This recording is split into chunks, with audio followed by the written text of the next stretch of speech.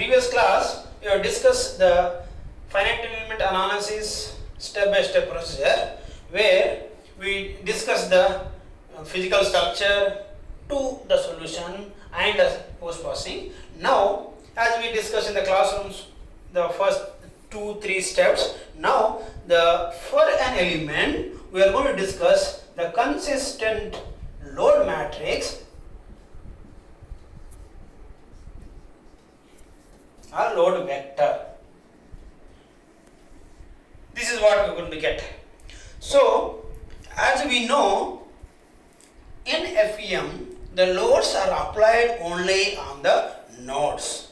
That is also called a equivalent nodal load. So that is the reason we have to find out how the load can be transferred onto the nodes. So before that, we can understand what are the kind of loads can be on the node. On the element, one load is your body force. Second load could be your surface load.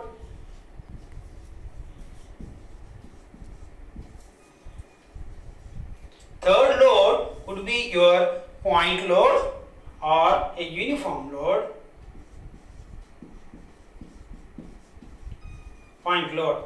The body force means like a self-weight for the structure.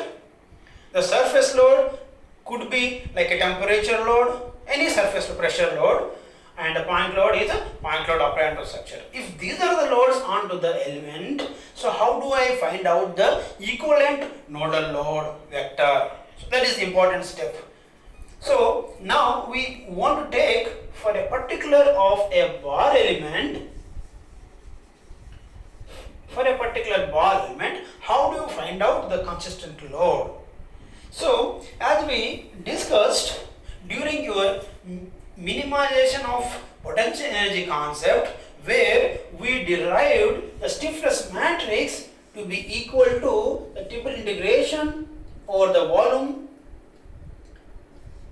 B transpose d B dV. This is the stiffness matrix we derived from the minimization of potential energy, and we also derived a body force represented as Fe, elemental body force, is equal to, again, the triple integration, that is over the volume, the N transpose XB into dV. So this is the body force we derive, right? So from this we can find out what is the nodal load for the body force. So where we know for a bar element, the shape functions, N means N is nothing but my shape function. So we know for a bar element, a two-noded bar element, what is the shape function? So the N1 becomes 1 minus xi by 2 and N2 becomes 1 plus xi by 2.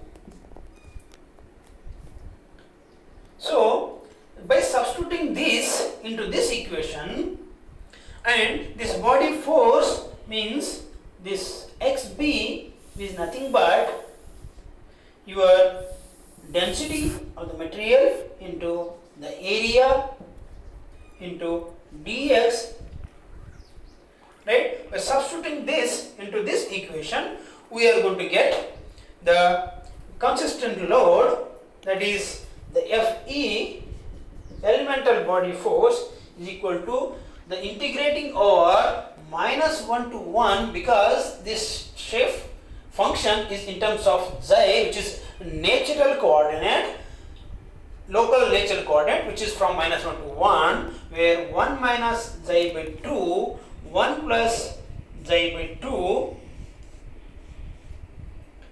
rho, which is the body force, right, rho B into area into Le by 2 d xi.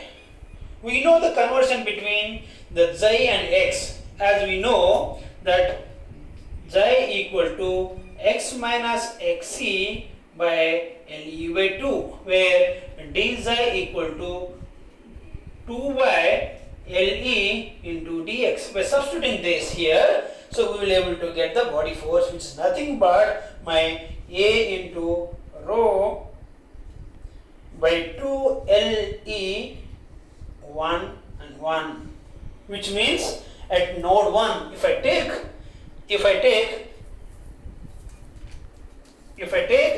a bar element, at node 1, at node 2, and this is the displacement u1 and displacement u2. So at this node, the body force is equal to rho b a LE by 2 and rho b a LE by 2. This is the body force here at node 1, which is F1 and F2, that is at node 2. So this basically the entire self weight is distributed equally at node 1 and node 2.